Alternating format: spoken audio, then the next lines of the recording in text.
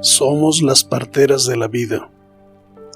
¿Y qué decir de aquella partera anciana de la selva del Amazonas, la mujer mulata que lleva la reunión de la comunidad eclesial de base, actualmente conocidas como comunidades misioneras, una iniciativa tan bonita, original, significativa y nacida precisamente desde su ser y quehacer de partera veterana y miembro de aquel pueblo?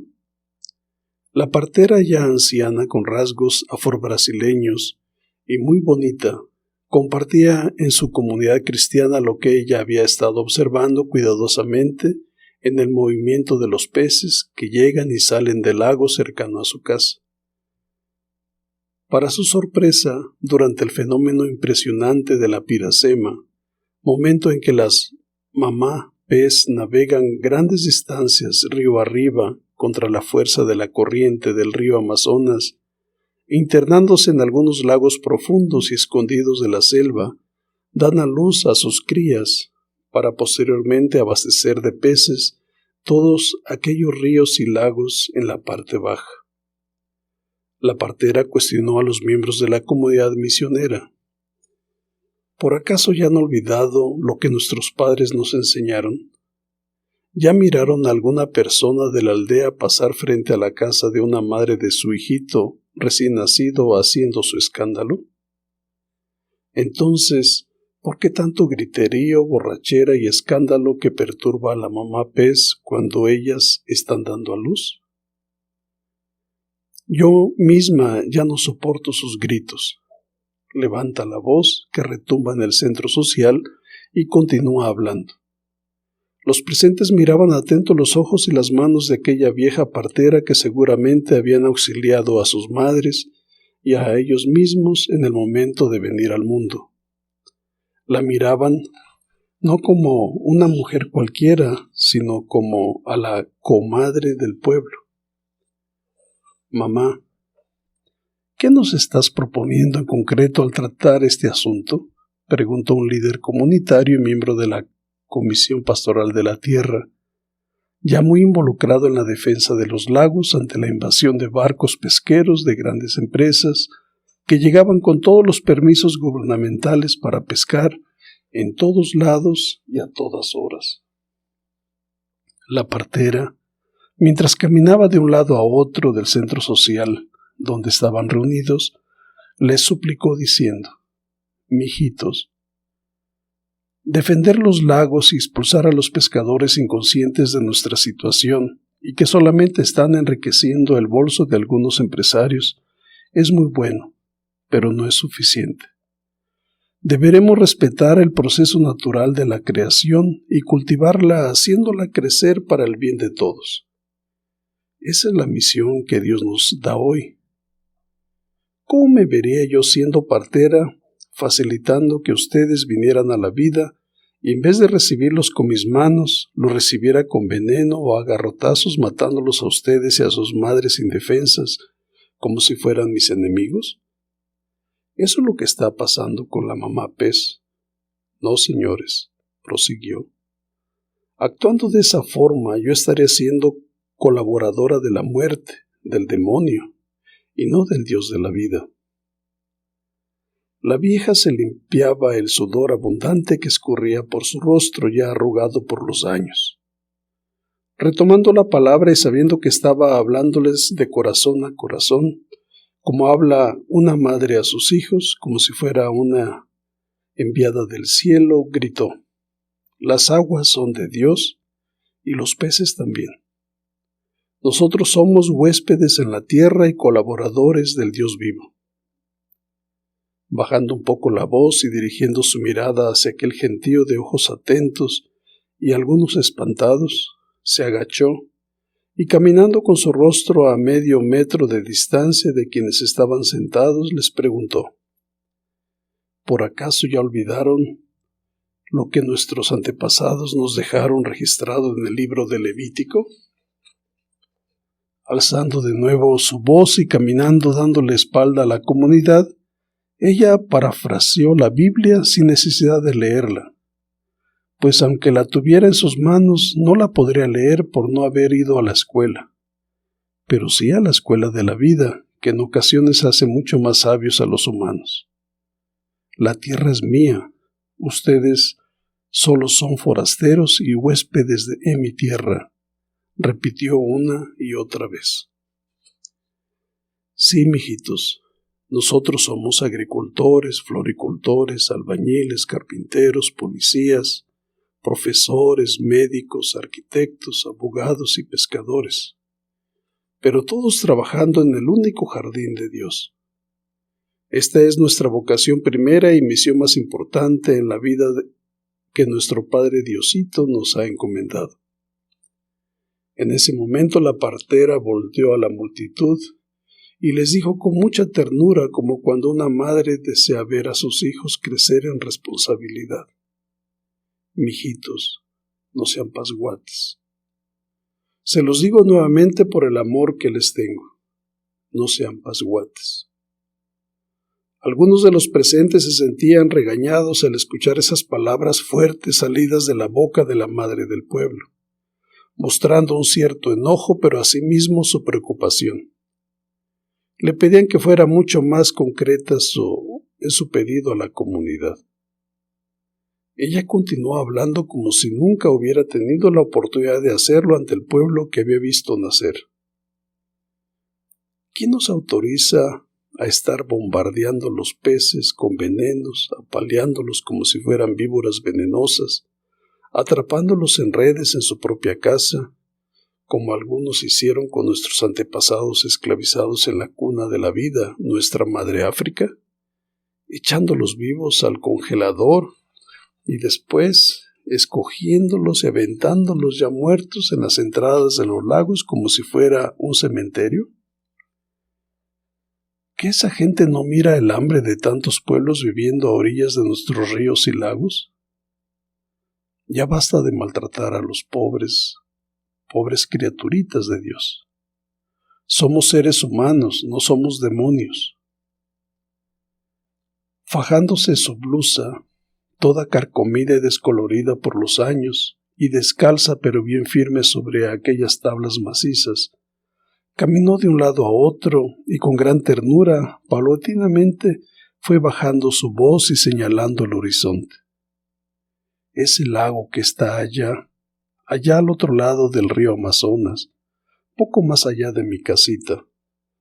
Cerró sus manos en forma de nudo y agarrándose un poco les suplicó: bauticémoslo hoy mismo como lago maternidad o lago santuario, pues es el lugar donde muchas mamás dan a luz a sus hijos. Ese es un lugar sagrado porque es el momento en que Diosito está dando vida.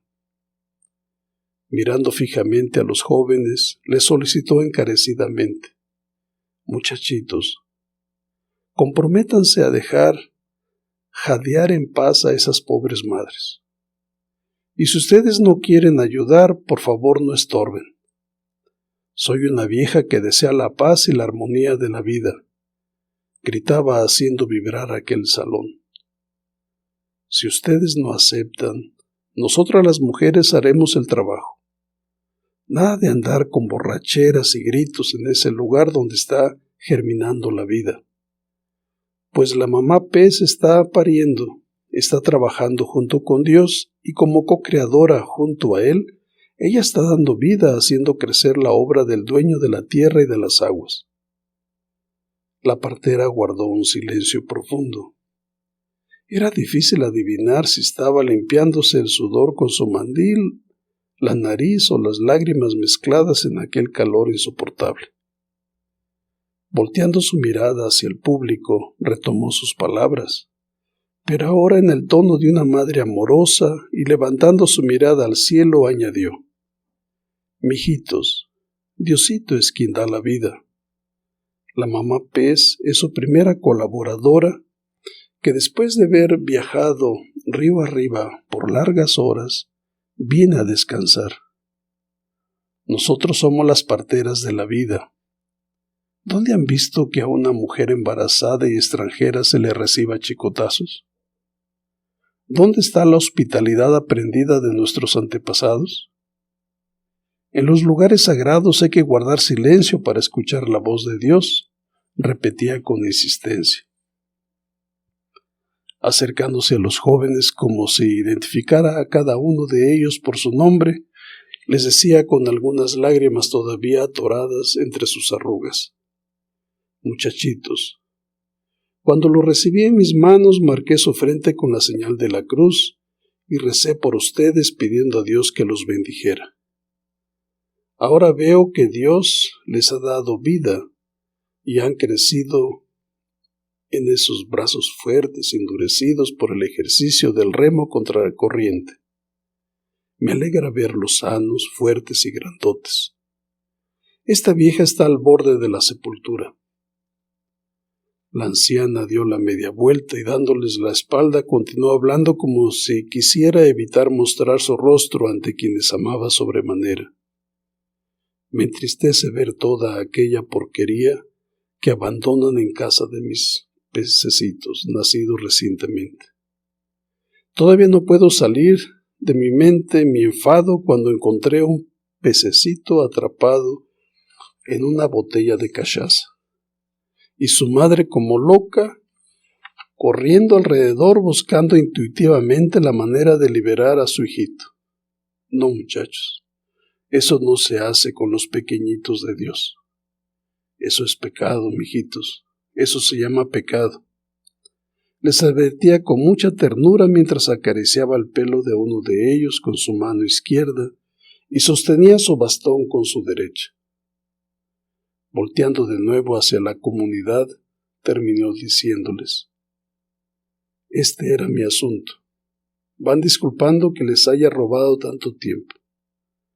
De inmediato fue a sentarse junto a otras mujeres, jóvenes y ancianas, madres quienes todo el tiempo estuvieron confirmando las palabras de la partera, limitándose a mover su cabeza de arriba abajo, como lo hace la tortuga. El lago maternidad y la armonía con la creación. Una vez sentada la partera, el coordinador de las comunidades eclesiales de base pasó al frente y pidió un aplauso para aquella mujer partera que los había visto nacer y crecer. El coordinador fue dando la palabra a quienes deseaban decir algo respecto de la propuesta de la mulata. Muchos estaban impresionados por las palabras de la anciana y decían que desde su sencillez ella estaba iluminando y fortaleciendo la lucha de la preservación de los lagos que ya llevaba años, pero que no había aclarado bien el propósito. Afirmaban que esas palabras habían revitalizado su espiritualidad misionera, pues al parecer su lucha la habían desligado del Evangelio de Jesús, trabajo que muy bien pudiera ser hecho por una organización no gubernamental, aunque ellos son una comunidad cristiana. Algunos pocos no estuvieron de acuerdo, alegando que Dios les daba el pescado para comer y vender y que nadie tenía derecho a prohibirles pescar como se les antojara. Al final de cuentas, el pez es un animal, no es un hombre. Uno de los jóvenes a quien la anciana había tocado el pelo mientras intervenía, hablando en nombre de muchos otros ahí presentes y ausentes, estaba conmovido por las palabras de quien muy bien pudiera haber sido su abuela o bisabuela, sobre todo porque ella era una mujer que hablaba con autoridad y cuya palabra estaba respaldada por su integridad de vida y servicio de años en favor de la vida. El joven declaró públicamente refiriéndose a aquella partera: esta anciana, hermana y madre nuestra, hoy ha sido la mensajera de Diosito. A esta conclusión hemos llegado los jóvenes. Luego sacó un papel donde había hecho algunas anotaciones, pero ni siquiera las leyó. Parecía que venía el papel solamente para evitar distraerse o mirar los rostros de los descontentos. El joven continuó hablando. El grupo juvenil agradece profundamente sus palabras tan sabias que ha recogido durante su trayecto de vida y ahora las entrega a sus hijitos como usted tiene a bien llamarnos. Sabemos que cuando Dios llama es porque Él es un Padre que está preocupado en resolver alguna situación y que esas palabras Dios las ha puesto en boca de esta abuelita para pasárselas a las nuevas generaciones. De repente levantó su rostro y mirando fijamente a la anciana, quien lo miraba con ojos de esperanza, mientras colocaba su mano en torno a su oído para no dejar escapar una sola palabra, le aseguró: Madrecita querida, los jóvenes te escuchamos con atención y hoy comprendimos que tú has sido una gran colaboradora de Dios en nuestra historia de vida, precisamente el momento más significativo en nuestro origen. Eres una mujer contemplativa que parece estar mirando lo que acontece por dentro de las aguas y el paso de Dios durante el día y la oscuridad, a pesar de que sobre el agua no es posible plasmar sus huellas. El joven limpió el sudor de su rostro y continuó hablando. Tus hijitos jóvenes, queremos pedirte perdón por el escándalo y las porquerías que fumamos y tomamos embriagándonos hasta perder el sentido de la vida, deseando en ocasiones huir de la crueldad de este mundo, pero sobre todo por no saber identificar la acción de Dios a través de sus criaturas tan diversas en esta selva del Amazonas, uno de los santuarios más grandes del mundo. La partera anciana sonreía al escuchar aquellas palabras salidas de la boca de las nuevas generaciones. Estaba contentísima en medio de la comodidad tan frágil por haber sido hecha de barro, pero también tan fuerte y abierta al haber recibido el Espíritu de Dios.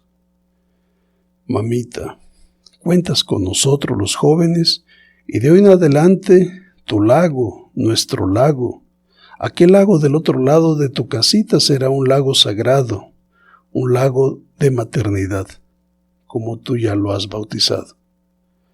Aquel joven fue caminando hacia la anciana, mientras todos los muchachos y niños se dirigían hacia donde ella estaba, y rodeando a aquella mujer mulata que reflejaba el rostro de Dios, le dieron un abrazo simbólico y la invitaron a pasar al centro mientras ellos cantaban aquel canto tan bonito y significativo para todo Brasil, en particular para los afrobrasileños, amantes de Nuestra Señora Aparecida, la Virgencita Negra encontrada y rescatada de la profundidad de las aguas.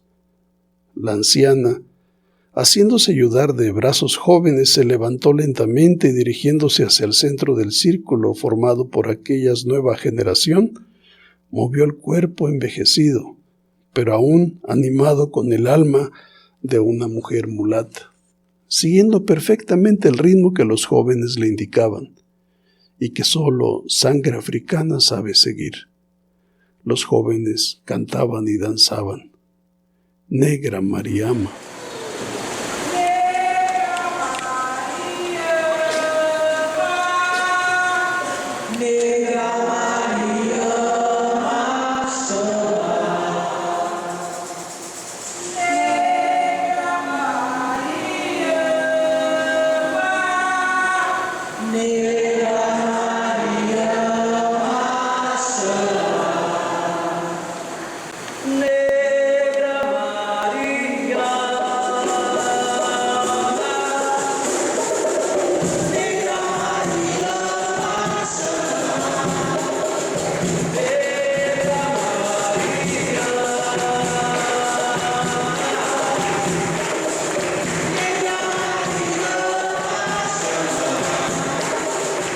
Los jóvenes se organizaron y todas las noches había quienes vigilaban en silencio dicho lago.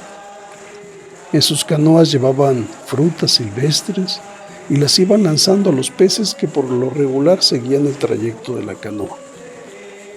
Poco a poco fueron construyendo una relación de amistad con peces de todos los tamaños, al punto de llegar a llamarlos por su nombre como si fueran sus mascotas.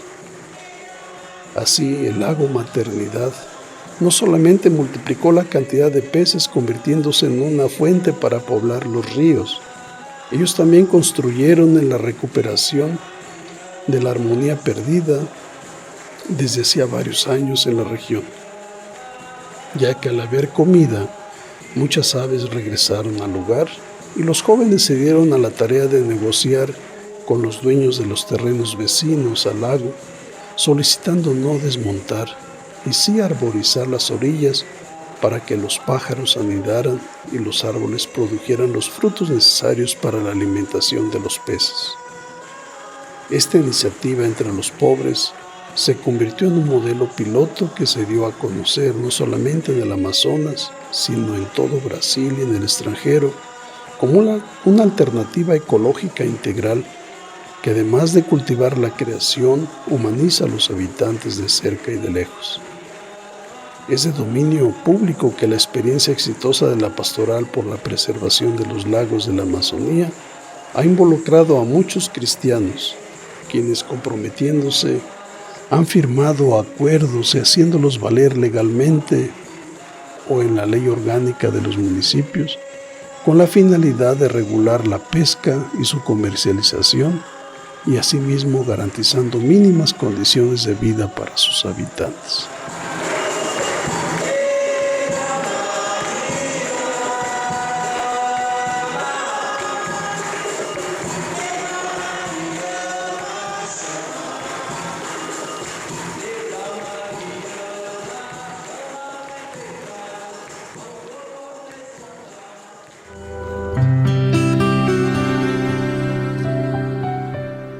Capítulo 4. El agua y la vida siempre en movimiento. La mitad de la vida enfrentando un proceso doloroso de renovación.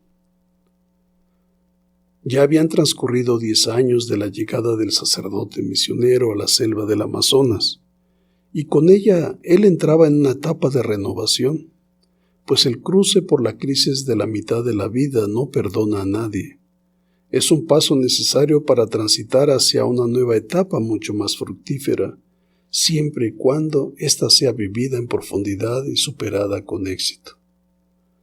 A esa edad, no solamente los seres humanos, sino las aves y los animales deberán pasar por un proceso de renovación. El águila real, a los 40 años, cuando sus uñas curvas y flexibles son tan largas que no consiguen agarrar a las presas de las cuales se alimenta, su pico alargado y puntiagudo comienza a curvarse, apuntando contra el pecho peligrosamente, y sus alas envejecidas y pesadas por las gruesas plumas hacen que volar sea una tarea muy complicada. El águila deberá tomar una decisión entre las dos alternativas: dejarse morir o enfrentar un doloroso proceso de renovación que durará cerca de 150 días. El proceso consiste en volar hacia lo alto de una montaña, refugiarse en un nido próximo a una pared donde no necesite volar. Entonces el águila ya refugiada comienza a golpear su pico contra la pared hasta conseguir arrancarlo. Una vez amputado tendrá que esperar a que nazca un nuevo pico con el cual después tendrá que arrancar sus viejas uñas. Cuando las nuevas uñas comienzan a nacer, será el momento para desprenderse de sus viejas plumas, arrancándoselas con su nuevo pico. Después de 5 meses muy duros, donde vuelve a tener un pico fuerte y joven, plumas brillantes y sedosas y uñas útiles, el águila real saldrá victoriosa ejecutando su vuelo de renovación y a partir de entonces dispondrá de 30 años más de vida, los años más gloriosos. Algo similar sucede con la serpiente cuando muda de piel, creando una abertura en la piel vieja en la zona de la cabeza y simplemente se sale de esa funda, dejando atrás la piel de una sola pieza. A medida que las serpientes aumentan de tamaño, necesitan que les crezca, entonces cambian la piel por 3 razones. Permite el crecimiento de la piel, se reparan heridas y se elimina la piel dañada, y se deshacen de posibles parásitos externos. A lo largo de nuestra vida en los seres humanos hay situaciones dolorosas similares a las del águila y la serpiente, que son necesarias para el crecimiento. Etapas que si se cruzan con éxito seguramente la siguiente será mucho más fructífera. El sacerdote no escapa de este proceso de desarrollo humano. De ahí que alrededor de los 40 años de edad haya preferido alejarse un poco de aquel mundo y guardar cierta distancia para renovarse, rehacer sus fuerzas y replantear su ser y quehacer misionero. Dice el Papa Francisco que para mantener vivo el ardor misionero hace falta una decidida confianza en el Espíritu Santo, y que debemos aprender a descansar en la ternura de los brazos del Padre, en medio de la entrega creativa y generosa. Sigamos adelante, démoslo todo, pero dejemos que sea Él quien haga fecundos nuestros esfuerzos como a Él le parezca. Si queremos crecer en la vida espiritual, no podemos dejar de ser misioneros. Simultáneamente, un misionero entregado experimenta el gusto de ser un manantial que desborda y refresca a los demás. El sacerdote es un ser humano, un hombre escogido dentro del pueblo, un ungido, no es un ángel.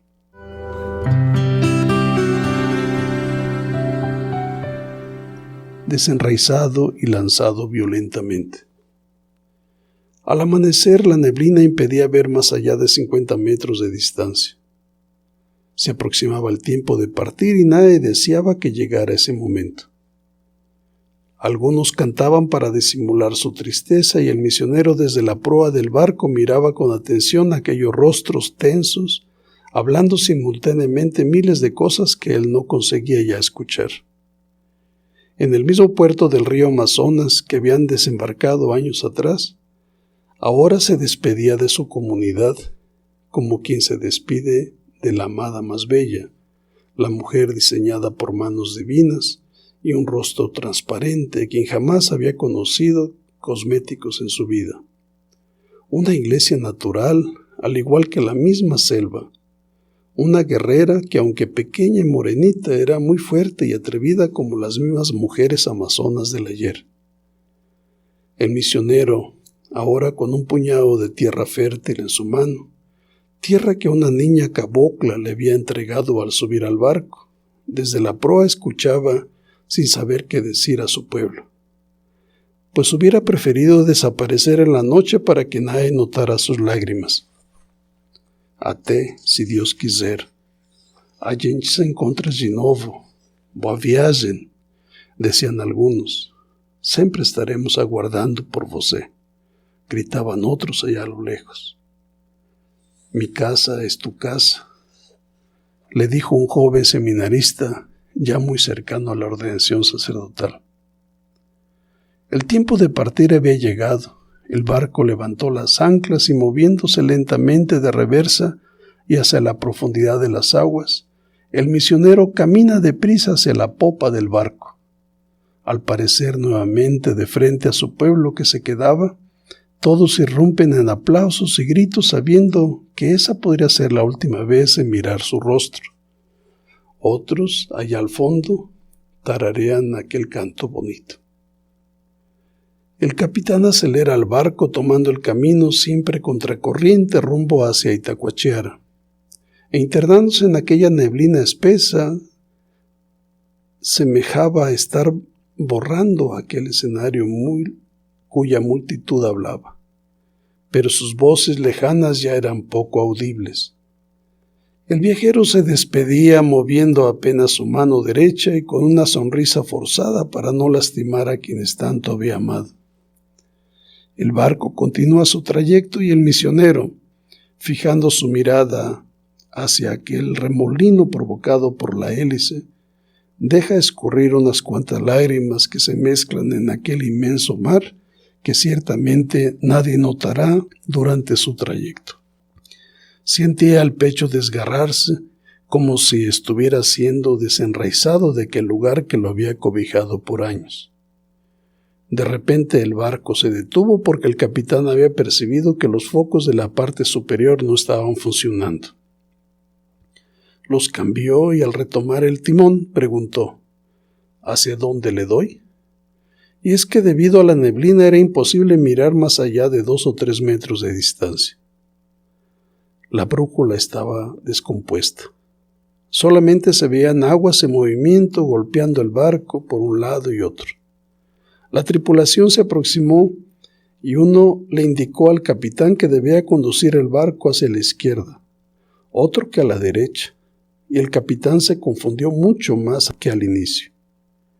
En ese momento se aproximó un anciano y pidió parar el barco y descender la rampa para bajar y tocar el agua. Introdujo su pierna derecha, llegándole el agua arriba de la rodilla. Cerrando los ojos se quedó pensativo mientras todos los viajeros guardaban silencio absoluto para no interrumpirlo.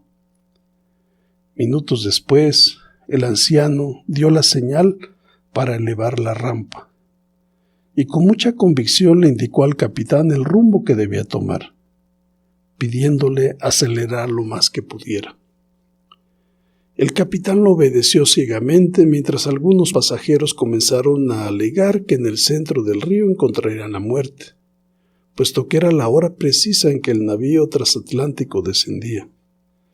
Pero el anciano, parado firmemente en la proa del barco y moviendo su brazo como reilete, le solicitaba al capitán acelerar a todo lo que daba, adentrándose en aquella oscuridad incierta.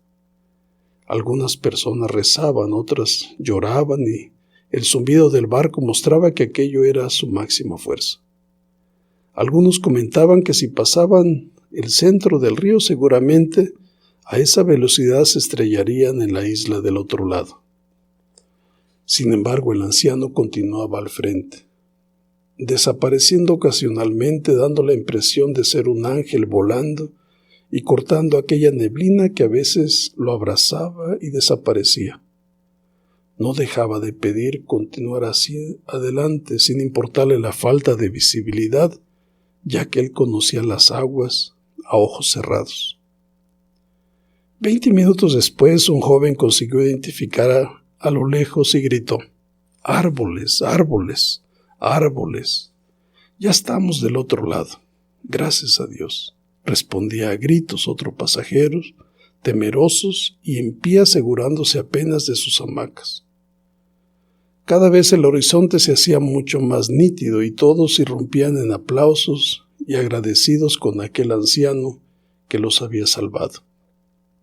Sin decir nada, regresó a su hamaca y, balanceándose de un lado a otro, contemplaba la selva que conocía como la palma de su mano.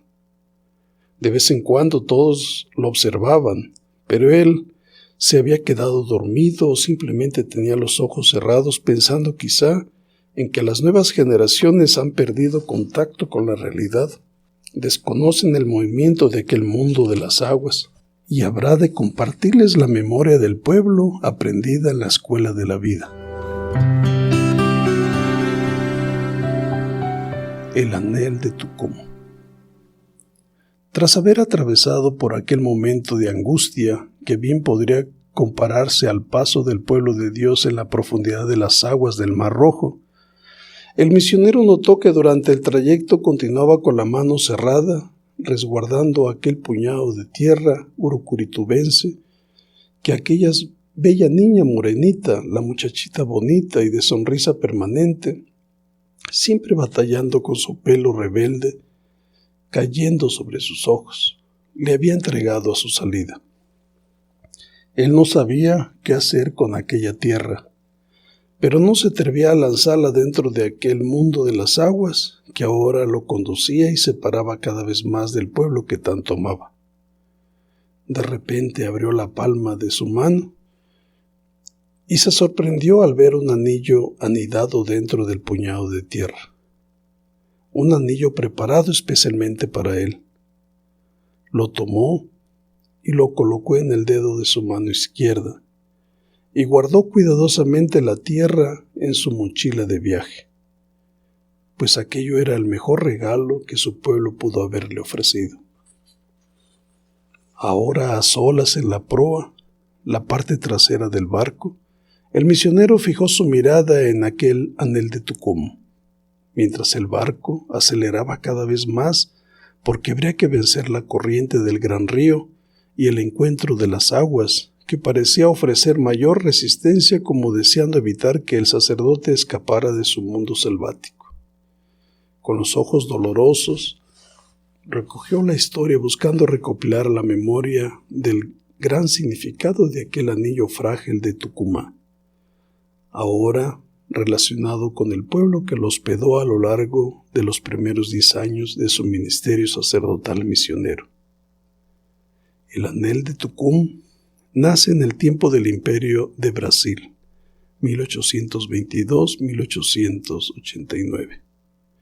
Mientras la realeza llevaba las joyas de metales y oro, los esclavos e indios sin acceso a estos materiales crearon el anillo de Tucumán. Tucumán es una palmera común en el Amazonas, así que hicieron de ese objeto rústico un símbolo de amistad entre sí, pactos matrimoniales y de resistencia en la lucha por la liberación. De ese modo el anillo de Tucumán era un símbolo cuyo lenguaje solo ellos conocían, un símbolo secreto de su amistad y sus luchas cotidianas.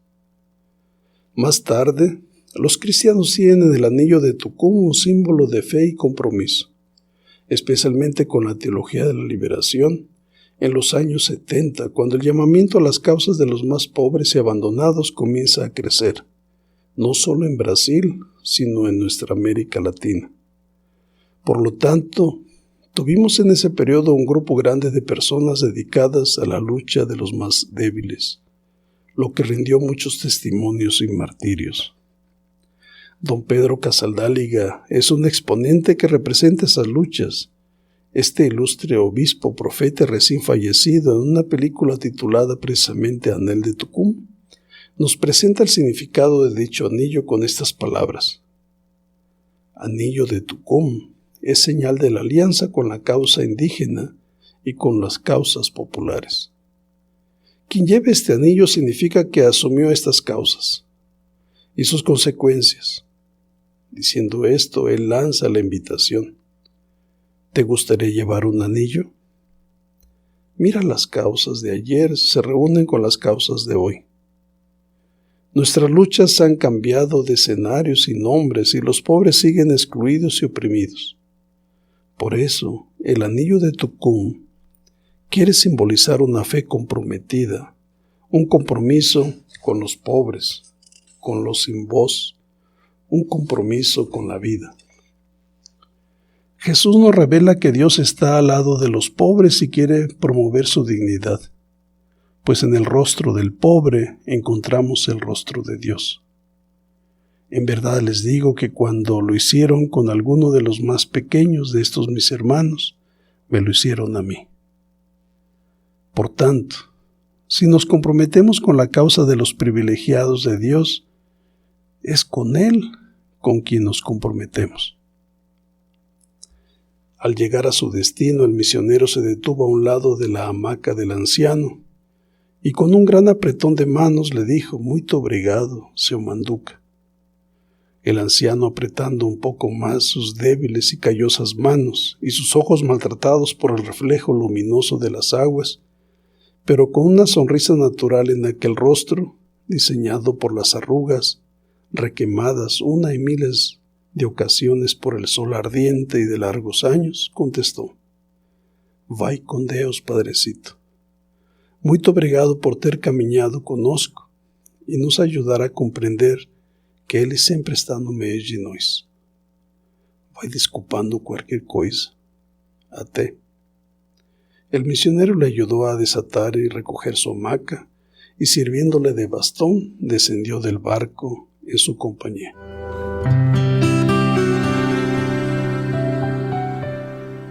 Las venas abiertas de América Latina.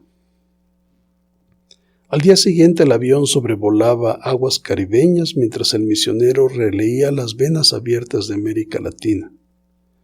Muchos pasajeros dormían. Un hombre rico que viajaba al lado preparaba sus documentos y lista de compras pensando en Miami. Y no dejaba de hablar del éxito de sus negocios presumiéndole a todo mundo que lo escuchaba, ya cansado de repetir siempre lo mismo. Era alguien arrogante que se echaba incienso a sí mismo y despreciaba a los pobres sintiéndose acusado y buscando justificar al decir que los pobres son unos flojos. El sacerdote pensó en enfrentarlo y ponerlo en su lugar, pero mejor prefirió mirar a través de la ventanilla. Allá abajo estaba Cuba, Chiapas seguramente a su izquierda y Europa a la derecha. Se le venía a la memoria la historia de los 500 años de América Latina, mientras aquel hombre seguía presumiendo sumergido en su egoísmo como queriendo preparar a los tripulantes para apreciar mucho mejor el paraíso terrenal que en pocas horas estarían tocando con sus propios pies. De forma intencional, el misionero cerró su libro y lo colocó sobre la mesa de servicio. Aquel hombre brasileño, al ver el título, crispó y le preguntó: ¿Estás de acuerdo con esas mentiras? El sacerdote no respondió. Sin embargo, ante la insistencia por que lo hiciera, mirando fijamente a los ojos de su interlocutor, le contestó: El mundo que has venido presumiendo corresponde apenas al 5% de la población y probablemente tú eres uno de ellos. Pero el resto de la población brasileña se debate entre la vida y la muerte. ¿Ya leíste la noticia del periódico Folha de São Paulo? Una familia pobre, deseando saciar su hambre, come carne humana rescatada del basurero. Sí, carne humana extraída de cuerpos cancerígenos y lanzada al basurero en bolsas para ser tragada por los perros. ¡Qué irresponsabilidad!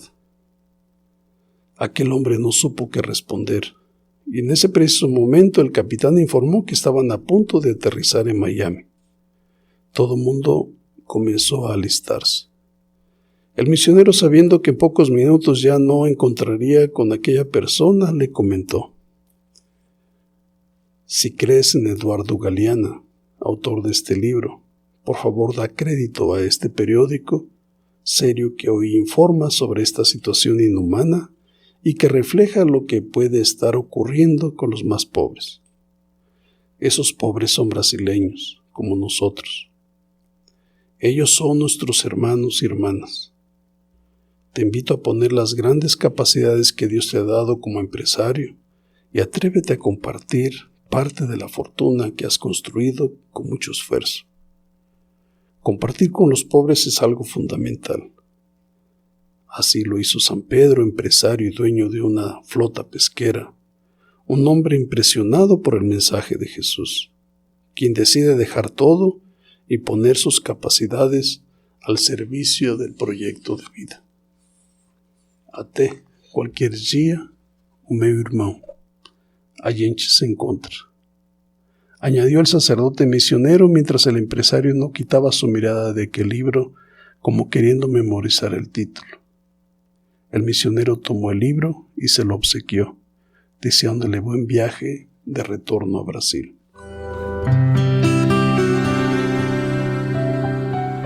La ciudad automovilística abandonada.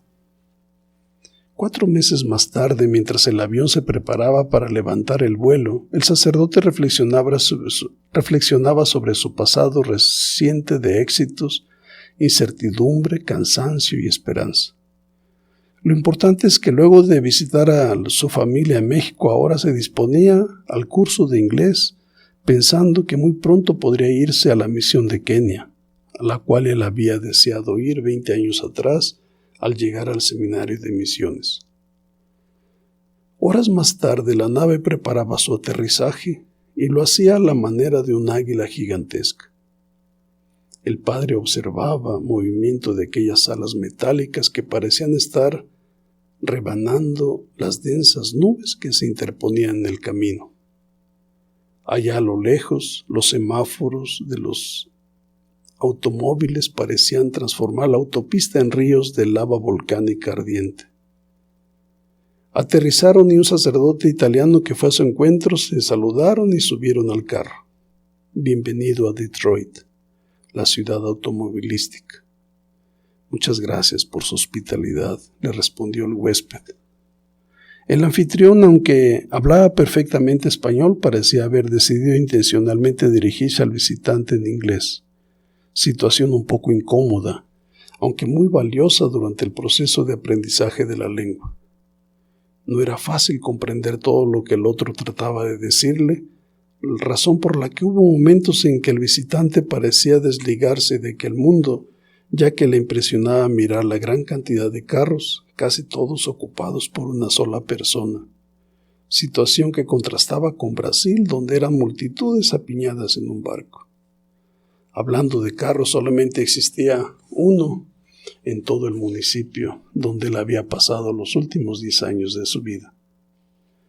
El ruido de los motores era intenso y constante, pareciéndole escuchar el golpe de la lluvia sobre los techos de lámina en la selva amazónica. Y se preguntaba sobre el aislamiento de los automovilistas atados y encerrados herméticamente en aquellas cajas metálicas inmóviles. Unos días más tarde el sacerdote visitó el Renaissance Center and General Motors. Desde el piso 72 se podía apreciar mucho mejor aquella ciudad construida a orillas de un gran río.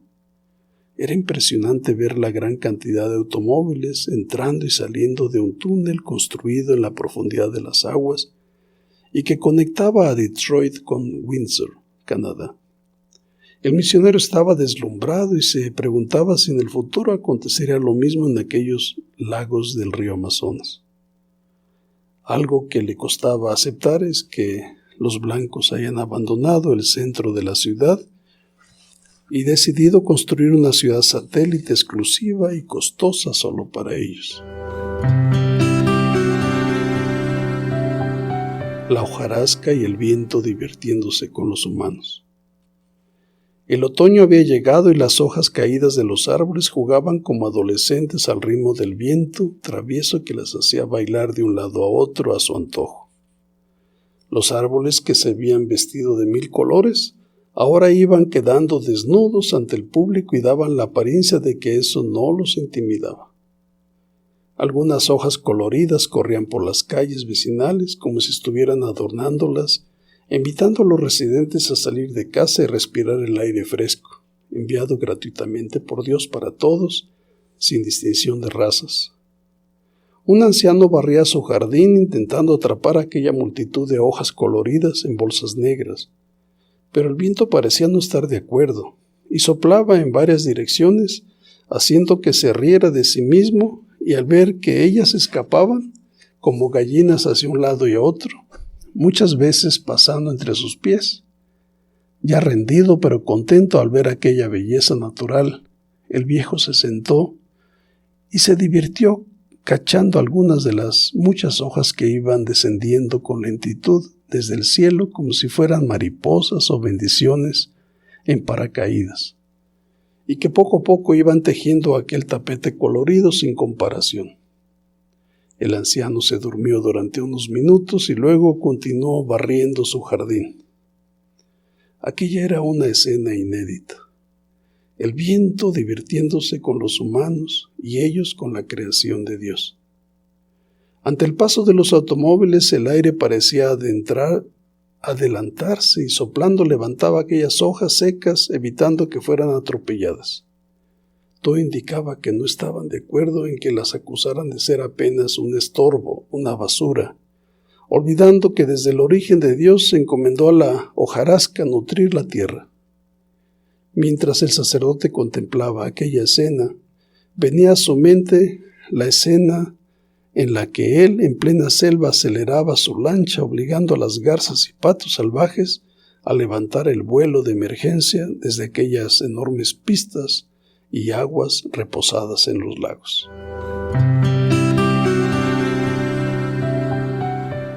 En busca de una estabilidad ilusoria.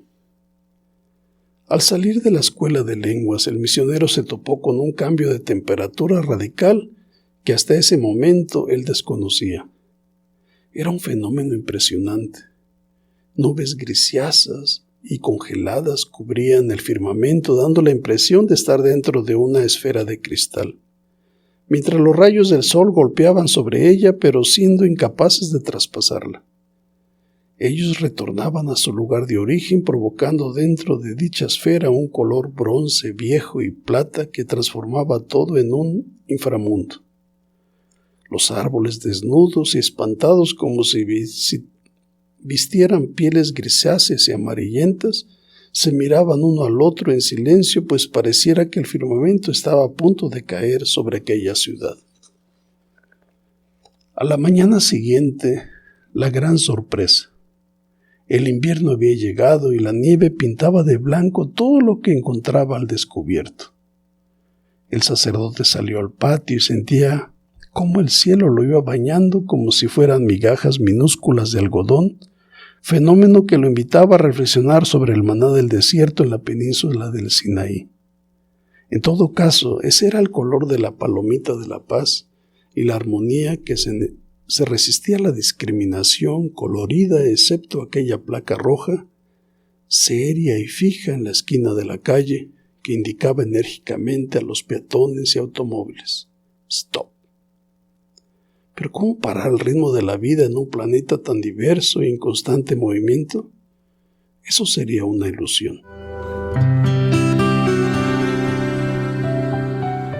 Una iglesia en un mundo urbano, multicultural y plurireligioso. Detroit era una ciudad de contrastes y desigualdades inimaginables en un país de primer mundo. Las calles del centro de la ciudad estaban llenas de baches, como si aquello fuera un país del tercer mundo. Un reguero de basura por doquier y los pequeños kioscos con sus puertas encadenadas, indicando con ello el alto grado de violencia existente en aquellos barrios de gente de color, en su mayoría latinoamericanos. Buena parte de esa situación era causada por la pobreza, la llegada de exconvictos cubanos enviados por Fidel Castro, el narcotráfico y las drogas que han encontrado un mundo favorable para su consumo, le informaron algunas personas al misionero recién llegado. Aquella situación caótica afectaba a todos y parecía que las autoridades apostaban por el uso de la fuerza policial, pensando que sería capaz de controlar y exterminar la violencia, no dándose cuenta de que ellos mismos la promovían a través de sus películas y venta de armas en varias partes del mundo. Era urgente atender las causas reales del problema ya expandido en todo el territorio nacional, pero al parecer no había buena voluntad para solucionarlo. El mismo sacerdote americano con quien el misionero se hospedó por un tiempo, ocasionalmente mencionaba con cierto resentimiento haber sabido que su papá había sido asesinado por un ladrón latino, razón por la que el ambiente en aquella casa no era del todo agradable. El mismo huésped llegó a pensar que su sola presencia pudiera estar incomodando a su anfitrión, motivo por el cual hizo todo lo posible para acortar su estancia en dicho lugar. Lamentablemente, las personas blancas habían decidido abandonar el centro de la ciudad y construir una ciudad nueva en la periferia de Detroit, una ciudad exclusiva para ellos y nadie más. Se presentó la oportunidad, el sacerdote misionero le pidió a su colega americano visitar juntos aquella mentada ciudad periférica de grandes mansiones.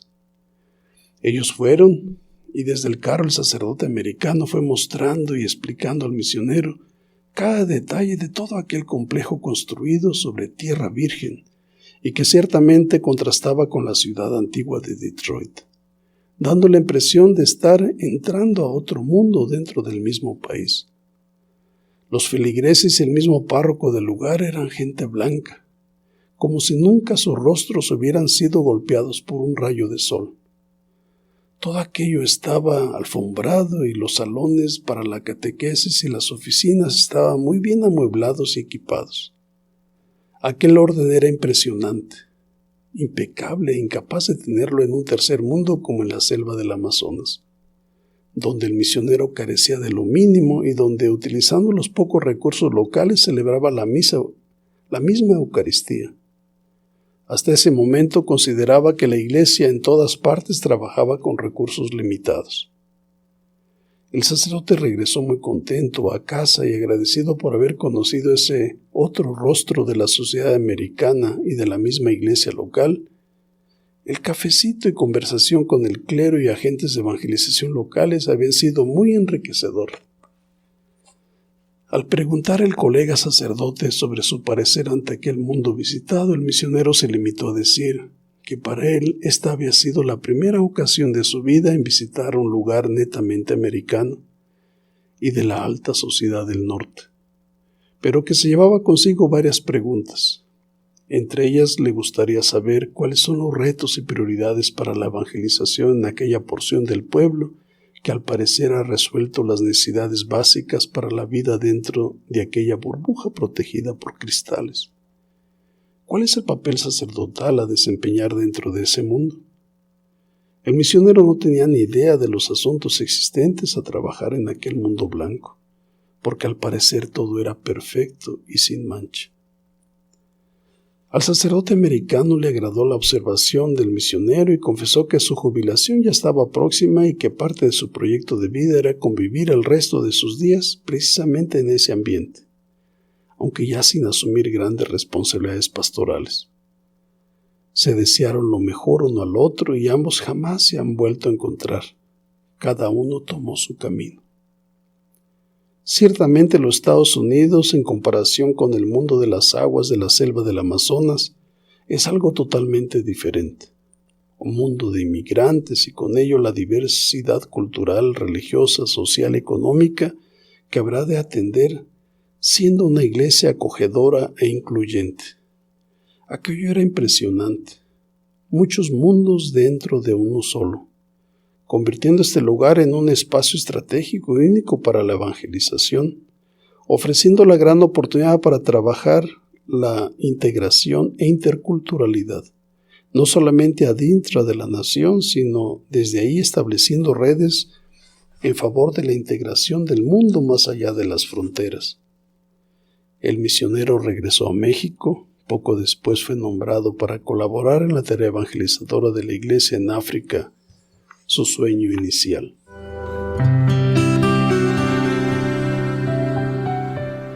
La morenita danzando y celebrando la vida. Era un viaje sin escalas. La pantalla informaba sobre el trayecto y las condiciones del viaje. Francia 98 bombardeaba constantemente e invadía la mente de los viajeros. One World, One Cup, se decía mientras el misionero pensaba. Una aeronave, un mismo destino. Sin embargo, por increíble que pudiera parecer allá arriba, en pleno aire y a gran velocidad, allá donde las cercas serían inimaginables, había algunos separados apenas por una cortina y que se enorgullecían de no ser como los de atrás, aunque ambos siguieran la misma ruta de los antiguos saqueadores y volaran ni que buitres sobre pueblos empobrecidos. La tierra bautizada por los griegos como la Gaia, como si fuera un ser vivo inmenso, estaba allá abajo con su mirada perdida, sus labios resecos y la sangre ya coagulándose. Ella gemía, mas no eran dolores alegres de parto. Era la vida misma que se escapaba y que resistía a ser aniquilada. ¿Cómo aceptar que una quinta parte en primera, consumiendo 80% de las reservas disponibles, y el resto considerado como insignificante apenas sobreviviera? Algunos cuestionándose, muchos rebelándose y ella agonizando. Sí, ella aferrándose a la vida en espera de una tregua para levantarse. Allá abajo, del lado izquierdo, estaba África, el nido de la primera vida, la madre negra, ahora invadida, sangrando y obligada a hospedar la muerte ajena entre sus casas. La protectora del hijito de Dios perseguido y atrevida a danzarle a la vida por caminos diferentes. Ella continuaba siendo azotada, castigada, despojada y disputada por el camino del norte. Allá a lo lejos, a su derecha, estaba América Latina, la jovencita inquieta, rebelde e insatisfecha, remendando su esperanza rasgada desde antaño, pero ahora ensayando una manera nueva de ser mucho más inclusiva desde la perspectiva de los pueblos originarios, buscando construir una patria grande donde todos puedan caber. Ella, ahora mucho más sensible ante el sufrimiento del otro y aprendiendo a tejer redes y puentes de solidaridad más allá de sus fronteras. Aterrizaron. Allá estaban ellos, como el inocente Job, inmersos en la historia, acusados y amontonados entre moscas, tanques, chozas, basureros, insistiendo en encontrarse con el dueño de la vida. Su sonrisa vencedora en el combate y su esfuerzo para impedir que la amargura no tomara cuenta de la vida confirman las huellas de Dios cercano y misericordioso, quien nunca abandona a sus hijitos.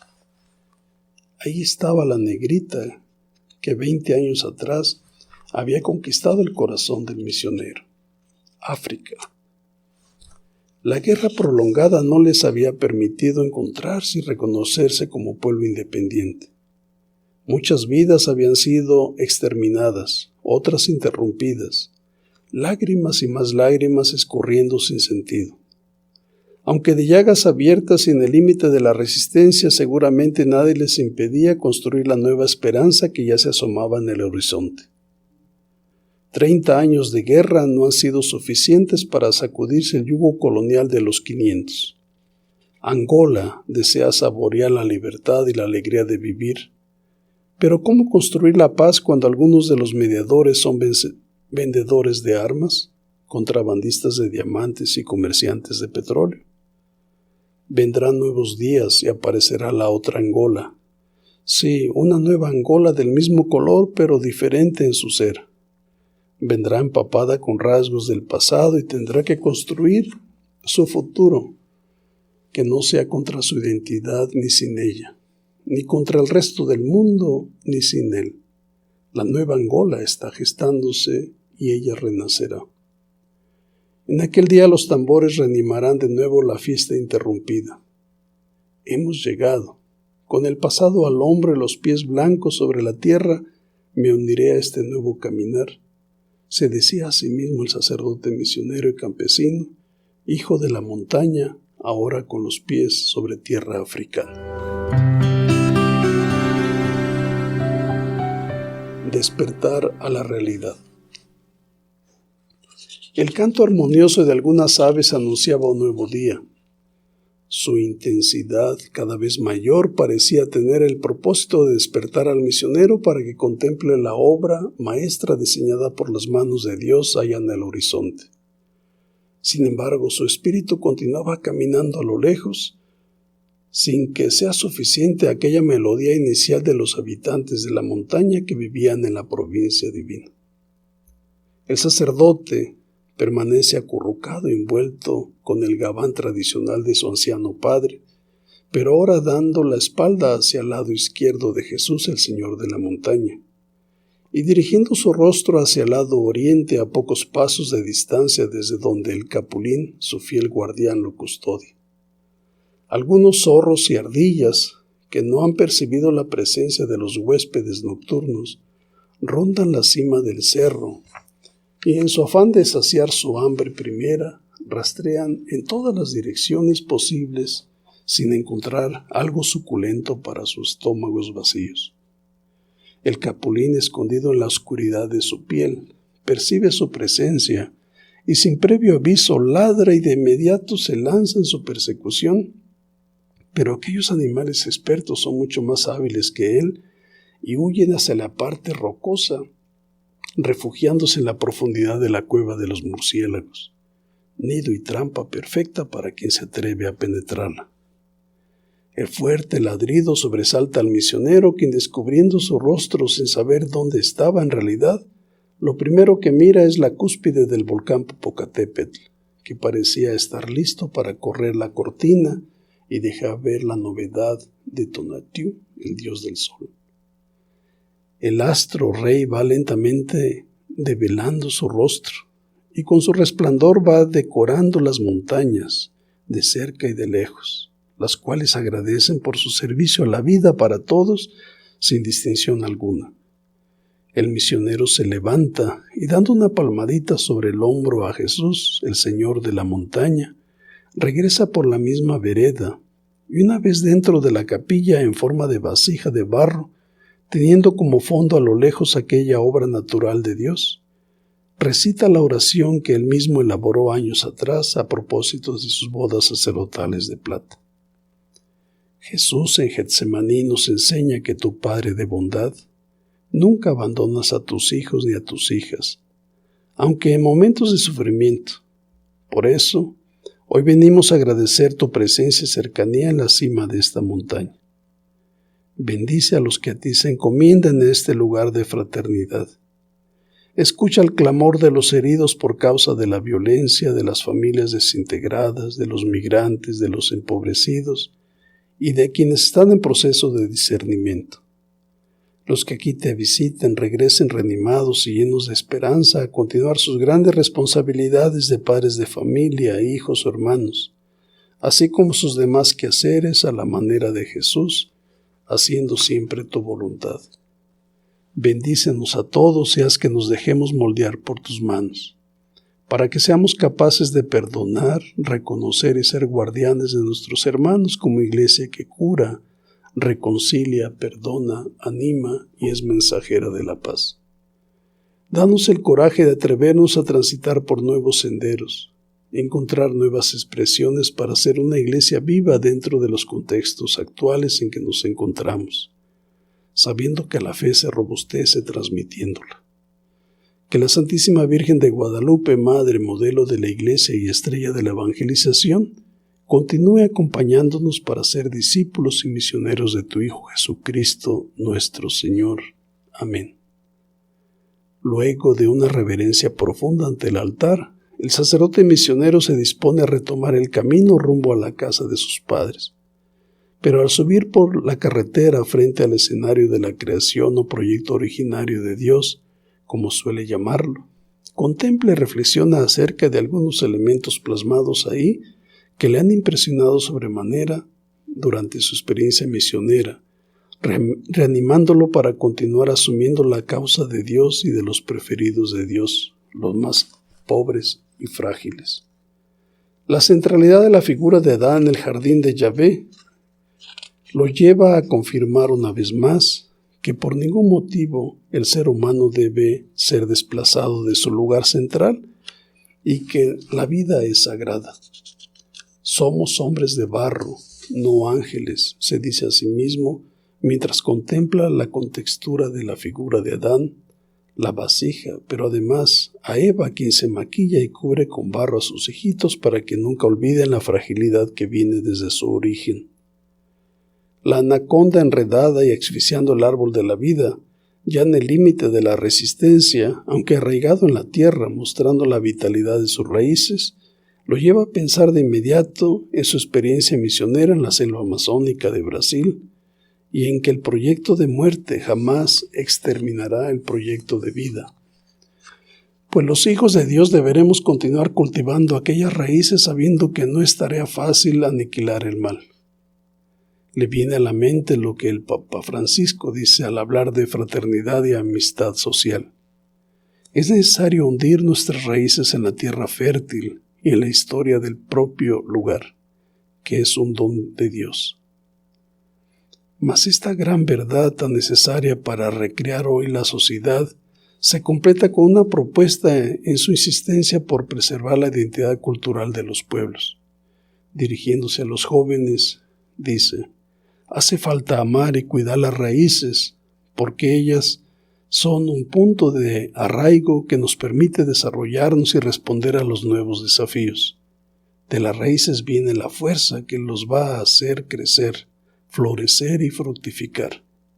Sin embargo, el Papa va mucho más allá al referirse al encuentro y diálogo intercultural, cuando afirma: desde nuestras raíces nos sentamos en la mesa común, lugar de conversación y de esperanzas compartidas.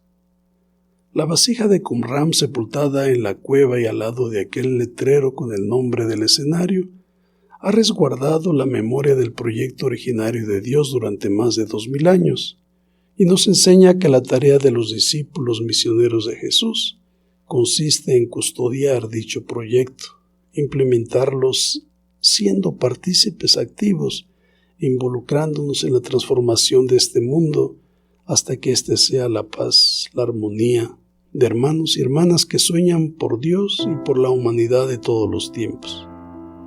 El misionero reanuda su paso lento y se detiene de manera ocasional.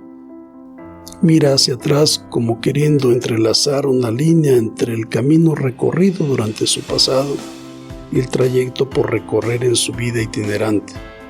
Le queda claro que el Dios de la vida lo ha llamado a compartir el camino al lado de los pueblos, de cerca y de lejos, y de Dios, el caminante con la humanidad.